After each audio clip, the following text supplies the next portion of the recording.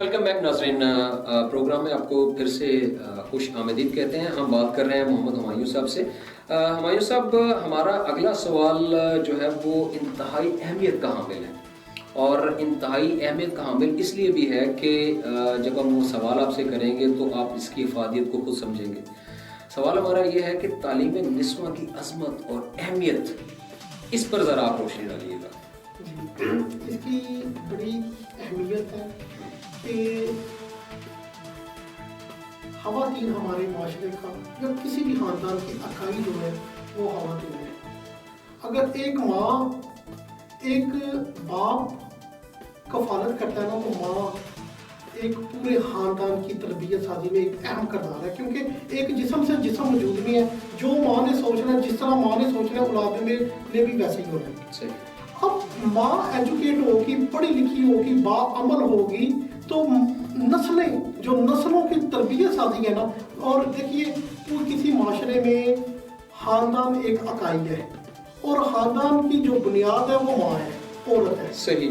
اگر ان کی دیکھیے عورت کو ہم ماں کے درجے میں بھی دیکھتے ہیں، بہن کے درجے میں بھی دیکھتے ہیں، بیٹی کے درجے میں بھی دیکھتے ہیں. قدرت نے انہیں اتنا ایکسٹرا اسپیشل بنایا ہے تربیت سازی کے حوالے سے کہ جن قوموں میں عورتوں کی حقوق، رسپیکٹ اور ان کی تعلیم و تربیت کے اوپر کام کیا ہے، وہ قومیں بہت دنیا میں کامیاب ہوئی ہیں. دیکھیے نبی کریم صلی اللہ علیہ وسلم جب دنیا میں آئے، اور اس وقت آپ عربوں کا زمانہ دیکھ لیں کہ اس وقت بچیوں کو زندہ ضرور کیا جاتا تھا. تو آپ نے آ کے شعور دیا کہ عورتوں کے حقوق، ہمیں فخر کرنا چاہیے کہ ہم ایسے دین کے پیروکار ہیں جدھر عزت ہی عورتوں کی بہت زیادہ ہے، مقام ہے. اور آپ دیکھیے اگر ہم انہیں شعور دیں، ان کی اسٹڈیز، انہیں تربیت سازی کریں تو ہمارا ملک ایک دنیا میں جنت ہوگا. وہ ایک کوٹیشن بھی ہے نیپولین کی کہ تم مجھے پڑھی لکھی مائیں دو اور میں تمہیں پڑھی لکھی قوم دوں گا. اس کے پیچھے بھی یہی ایک فلسفہ ہے. بالکل صحیح.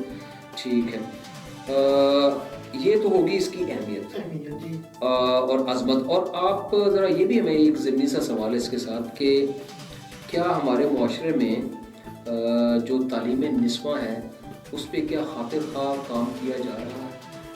دیکھیے اگر ہم پچھلی چند دہائیاں پیچھے چلے جائیں تو اس وقت تو شاید اتنا نہ دیکھا. اب شعور آ رہا ہے لوگوں میں. اور کیونکہ دیکھیے بھلا کیا بات ہے، ایک شعر ہے، علامہ کا دو رنگی چھوڑ یک رنگ ہو جا، سراسر موم یا سنگ ہو جا. جس معاشرے میں عورت کو وراثت ہی نہیں ملتی، اور جسے اگر بیٹوں کے سامنے اگر بیٹے اور بیٹیاں بیٹھی ہوں تو کھانے کے ٹائم بیٹوں کو روٹیاں ڈال دی جائیں سالن میں اور بیٹیاں محروم کر دی جائیں، تو ادھر اس کی اساس سے عورت کی اپنی اساس سے کمتری ختم نہیں ہوگی تو اس نے تربیت کیا کرنی ہے. حالانکہ مذہب کا یہ حکم نہیں ہے، مذہب کا یہ حکم نہیں ہے، لیکن یہ کہ ہمارے معاشرے کی ایک بدترین ایک صورت ہے جی. اور اس پہ ادھر اس کام عورتوں کی تعلیم کے اوپر میں کہتا ہوں بہت کام کرنے کی ضرورت ہے. بہت زیادہ کام کرنے کی ضرورت ہے. ابھی تو اس کا کوئی 20% کام نہیں ہوا.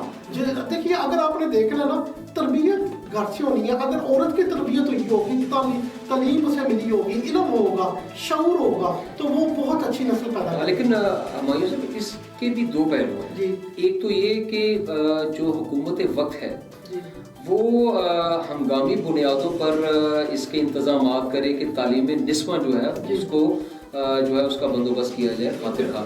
لیکن جو دوسرا رخ ہے وہ یہ ہے کہ اگر گھروں سے خواتین حصول علم کے لیے نکل ہی نہ پائیں تو اس کا کیا حل ہو سکتا ہے؟ سر اس میں یہی ہے حکومت کی پہلی ترجیح ہونی چاہیے. جی جی جی. مگر بات ہے کہ دنیا میں جتنی بھی ممالک نے ترقی کی ہے نا، ادھر حکومتوں کا رول ضرور ہے، مگر ساتھ سول سوسائٹی کا بڑا رول ہے.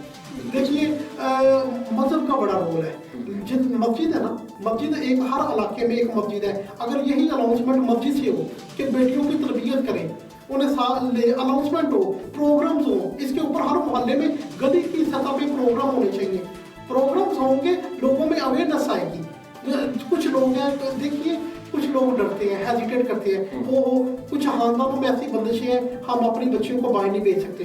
یہ کون سی یہ جھوٹی شان و شوکت بنائی ہوئی ہے. اور چاہے نسل آنے والی نسل کا بیڑا گرک ہوگی، انہیں اپنی جھوٹی شان و شوکت پیاری لگتی ہے. اچھا، اب اس میں میں ایک سوال آپ سے یہ بھی کرنا چاہتا ہوں کہ اگر لوگوں کو اس طرف لے کے آنا ہو یا ان کو ترغیب دینی ہو کہ جو اپنی جو بیٹیاں ہیں بہنیں ہیں ان کو تعلیم حاصل کرنے کے لیے بھیجا جائے، تو اس کے لیے تو میرا خیال ہے جو سوشل میڈیا ہے جو کہ بسا اوقات تو بڑی فضول سی چیزوں کو پروموٹ کر رہا ہوتا ہے، تو کیا یہ ایسا ممکن نہیں ہے کہ سوشل میڈیا کو استعمال کر کے اس کی باقاعدہ کمپین کی جائے؟ ایسا یہ ایک بڑا زبردست ٹول ہے جی جی، مگر یہ ایک کہہ لیں کہ ایک ٹول کی حد تک ہے، جی جی، کمپین کی حد تک بالکل ٹھیک ہے، جی مگر جی، جب تک پریکٹیکلی ہم لوگوں کو ملیں گے نہیں ان کے اندر، یہ دیکھیے یہ سوشل میڈیا کیا ہے، ایک پیغام رساں، ہم نے کوئی بات کی اس نے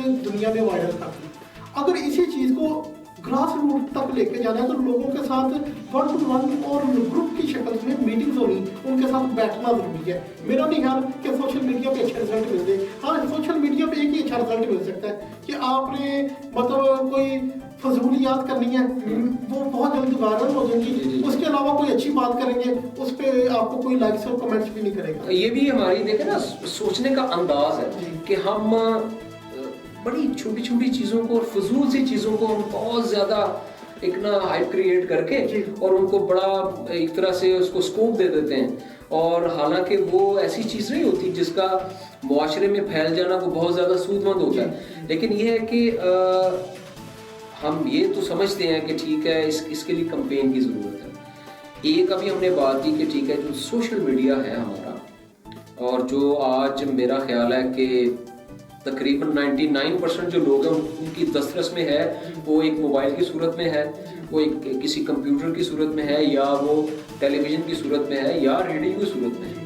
یعنی میں نہیں سمجھتا کہ آج کے اس دور میں کوئی بھی انسان جو ہے اس سے تعلق نہ رکھتا ہو، لیکن اس کے ساتھ ساتھ جو ہمارا محکمہ تعلیم ہے اس کے جو اغراض و مقاصد ہیں، کیا یہ اس میں شامل نہیں ہونا چاہیے کہ وہ کچھ ایسے آئیڈیاز جو ہیں وہ دیں جس سے یہ جو کمپین ہے وہ لوگوں تک پہنچے اور ان کے خیالات بدلیں؟ بالکل سر ہونا چاہیے، اور میرا ممکن ہے کہ شاید وہ کوشش کر رہے ہوں، مگر یہ ہے کہ جب سول سوسائٹی سب مل کے ہم کریں گے کمپین، اور یہ ایک لا بن جانا چاہیے کہ کوئی بھی بچی ایسی نہ ہو کہ جو پڑھی لکھی نہ ہو، اگر ماں باپ نہیں بھیجتے تو ان کے خلاف جو لیگل ایکشن لیا جائے، ان کے خلاف لیگل، انہیں تاکہ خوف ہو کہ ہمارے ساتھ حکومت وقت یہ کرے گی، یہ قانون ایسے پاس ہونے چاہیے۔ بالکل صحیح ہے۔ اگر آپ چاہتے ہو کہ پاکستان ایک مضبوط پاکستان ہو اور ایک دنیا میں کامیاب پاکستان ہو، تو اس کے لیے یہ عورتوں کی تعلیم بہت ضروری ہے جی، اس کے بغیر کوئی چارہ نہیں ہے۔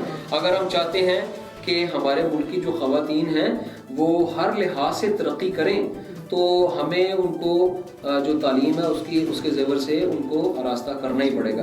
اچھا، اب ایسا ہے کہ ہمیں یہ بھی پتہ چلا کہ آپ اقبال کو بہت پڑھتے ہیں، ٹھیک ہے جی، اور یہ بڑی اچھی بات ہے کہ اقبال کے جو افکار ہیں یا جو ان کے خیالات ہیں تعلیم کے بارے میں بھی، اور بلکہ تعلیم کسی مرد یا عورت کے بارے میں بھی ہو، اس کی افادیت جو ہے ان کی شاعری میں جھلکتی ہے۔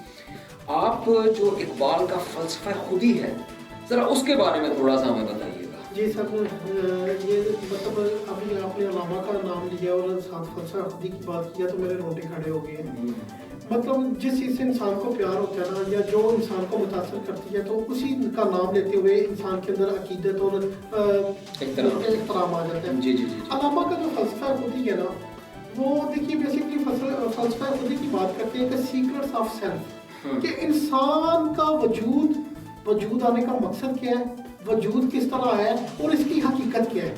فلسفہ خودی یہ کویسچن کرتی ہے کہ انسان کی حیثیت اور حقیقت کیا ہے۔ جب انسان اپنی حقیقت میں پہنچ جاتا ہے تو وہ اپنے رب کی طرف گامزن ہو جاتا ہے اور رب کی طرف پہنچ جاتا ہے۔ اب دیکھیے نا، آج میں ایک چھوٹا سا بات کرتا ہوں، پورا پاکستان پرابلم ہے، میں ایک چھوٹا سا فلسفہ خودی کی ایک چھوٹا سا دنیاوی لحاظ سے بات کرنے لگا ہوں، کیونکہ اس کے دو اثرات ہیں، روحانی طور پہ بھی ہیں۔ جب روحانی طور پہ فلسفہ خودی انسان کے اوپر آشکار ہوتا ہے تو وہ رب کے قریب سے قریب تر ہوتا جاتا ہے۔ دنیاوی لحاظ سے یہ ہے کہ آج پاکستان بہت پرابلمز میں ہے، مالی پرابلمز میں ہے، کبھی ادھر یہ ہے۔ تو علامہ کا ایک شعر ہے، میرا طریق امیری نہیں فقیری ہے، خودی نہ بیچ غریبی میں نام پیدا۔ سبحان اللہ۔